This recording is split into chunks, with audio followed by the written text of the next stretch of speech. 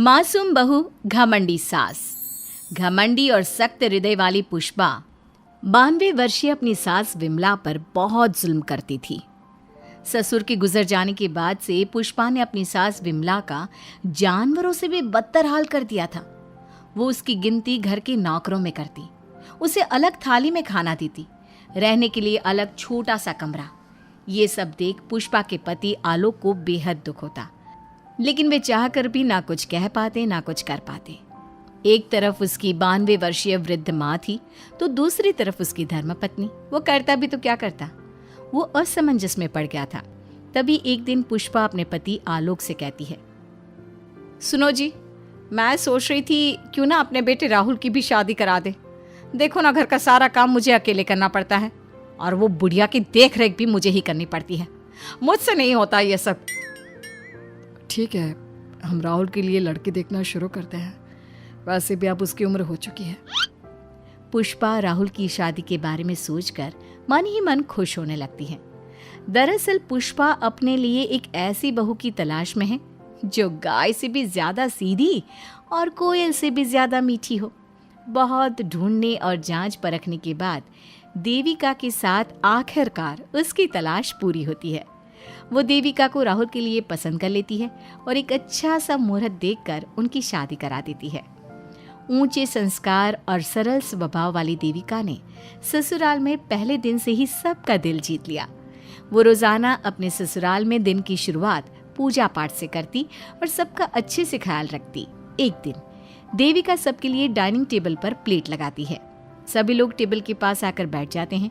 देविका अपनी दादी सास का भी हाथ पकड़कर उन्हें डाइनिंग टेबल पर बिठाती है और उन्हें खाना परोस ही रही होती है कि पुष्पा उसे रोक लेती है। ठहरो देविका। क्या हुआ मम्मी जी? देविका, तुम इस घर में नई हो इसलिए शायद तुम्हें पता नहीं। तुम्हारी दादी सास के लिए अलग थाली है, वो इस थाली में नहीं खाती। देविका मुड़कर विमला की तरफ देखती है और फिर अपनी सास पुष्पा से प्रश्न करती है, लेकिन मम्मी जी, रसोई में तो यही प्लेट थी। तुम यहीं ठहरो, मैं इनके लिए प्लेट लेकर आती हूँ। पुष्पा रसोई में किसी कूड़ेदान की तरह पड़ी प्लास्टिक की प्लेट लेकर आती है और उसी में विमला के लिए खाना लगाती है।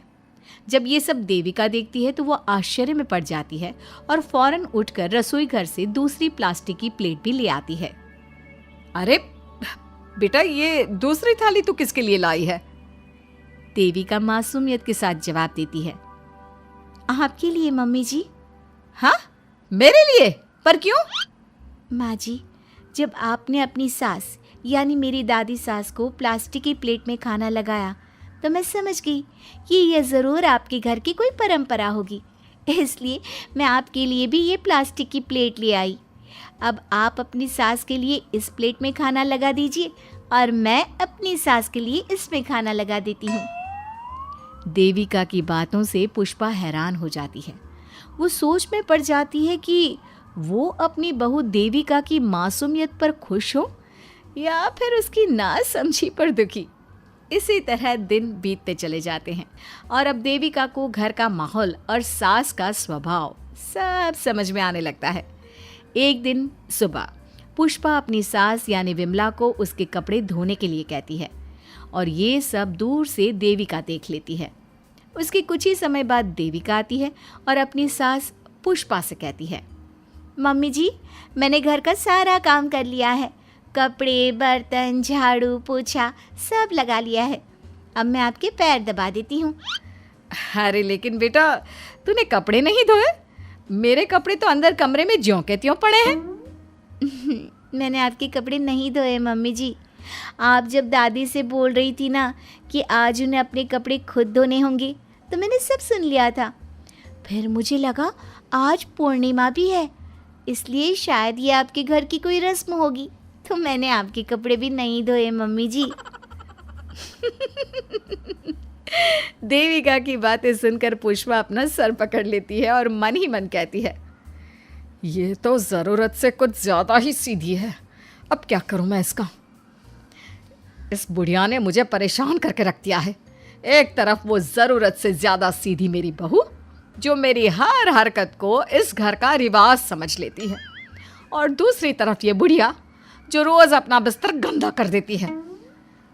आए बुढ़िया, अब कौन करेगा ये बिस्तर साफ? बाहर से नौकर बुलाने पड़ेंगे क्या? चल जल्दी से अपना बिस्तर साफ कर, गंद मचा कर रखा है। बहू, तू ऐसा क्यों कहती है? मैंने तेरा क्या बिगाड़ा है?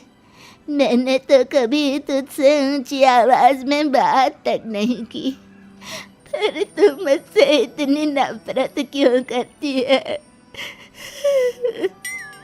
तभी वहां आलोक, देविका और उसका पति आ जाता है।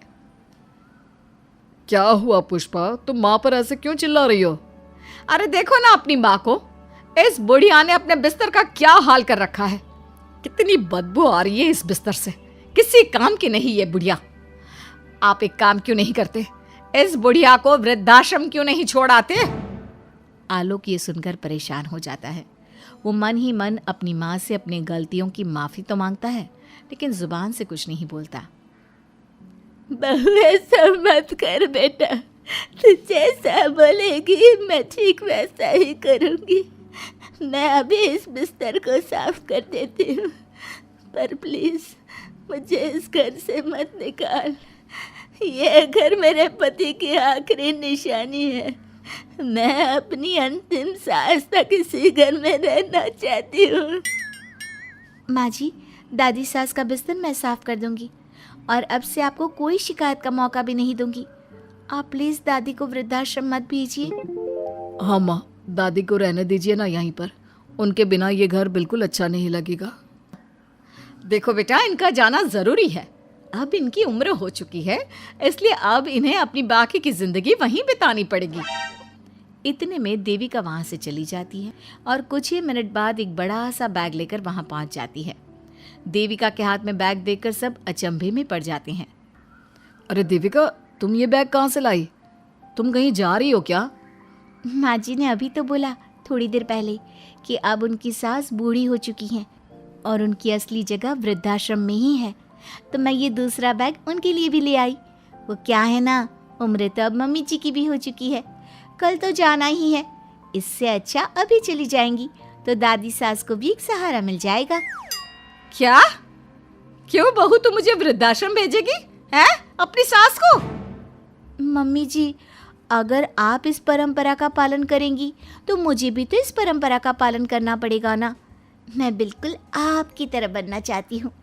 मेरी माँ कहा करती थी, ससुराल में बिल्कुल अपनी सास के नक्शे कदम पर ही चलना, जैसा वो करें और जैसा वो रहे ठीक वैसा ही रहना। तभी मैं एक अच्छी बहू बनने में कामयाब हो पाऊंगी ना सासू माँ। देविका की ये बातें सुनकर पुष्पा की आंखों में आंसू आ जाते हैं। देविका की बातों में उसे मासूमियत के साथ साथ आज बहुत सी चीजें सुनाई देती हैं, जो चीख चीख कर बताती है कि वो आज तक कितना गलत करते आई हैं। बेटा, तूने तो मेरी आंखें खोल दी। अपने ससुर के देहांत के बाद मैंने न जाने अपनी सास पर कितने अत्याचार किए, उन्हें कितना जलील किया, खरी खोटी सुनाई। आज अगर तू नहीं होती तो मुझे कभी अपनी गलतियों का एहसास तक नहीं होता। देर से ही सही, आपको अच्छे बुरे का एहसास हुआ, यही बहुत बड़ी बात है। मम्मी जी, तो अब आपके सामान का क्या करना है? अरे जा जाकर इसे मेरे कमरे में रख कर आ जा। अब कोई कहीं नहीं जाएगा, सब यहीं साथ में रहेंगे। बहू, मुझे समझ में नहीं आ रहा मैं तेरा किन शब्दों में धन्यवाद कहूँ। जो चीज़ तूने 2 दिन में पुष्पा को समझा दी, वो मैं बरसों से कहने की हिम्मत तक ना कर सका। पापा जी, ज़रूरी नहीं कि हर बात कहकर भी बताई जाए, कभी कभी अपनी गलतियों का एहसास कराना भी ज़रूरी होता है। और मैंने भी मम्मी जी के साथ ठीक वैसा ही किया, उन्हें उनकी गलतियों का एहसास कराया और देखिए आज सब ठीक हो गया। सच में देविका, तुमने आज हम सबको बहुत बड़ी सीख दी है। अब पुष्पा सुधर जाती है और घर की पूरी जिम्मेदारी देविका को सौंप देती है और अब उनका परिवार एक सुखी और समृद्ध परिवार की तरह रहने लगता है।